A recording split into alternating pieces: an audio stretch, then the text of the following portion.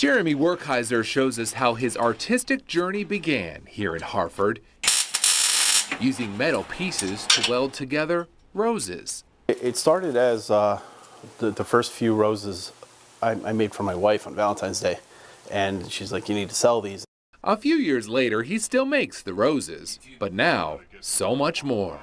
All of it you did? Yeah, the only thing I didn't make was the eyeball. He calls this sculpture Deep Sleep, his most elaborate creation yet.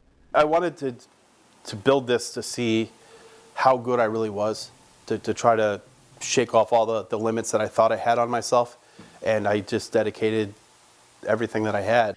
And everything he put into it was worthy of an international award. Metal Supermarkets, a world-leading supplier of metals, held this competition. Jeremy won, using plenty of metals in the process. There's 2,542 scales on it, individually punched from ½ inch all the way up to 1 inch. And that's just the scales. He put 500 hours of work into this, an 83-pound creation of a kraken monster ripping apart a pirate ship, all from his imagination to his fabrication. I wanted to go big, epic. I wanted to be able to tell a story. You know, the way I built this was, it's like a snapshot of it happening.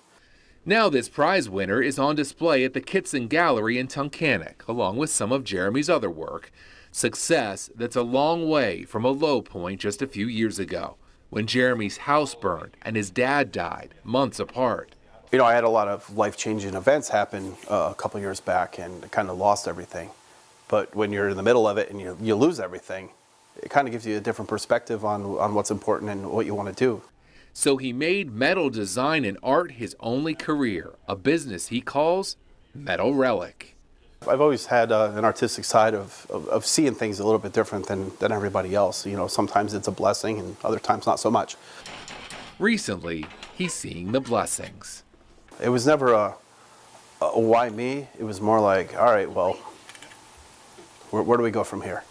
Jeremy already has international recognition for his work, with other metal masterpieces swirling around his head, ready to weld and share. John Meyer, Newswatch 16 on the Pennsylvania Road in Susquehanna County.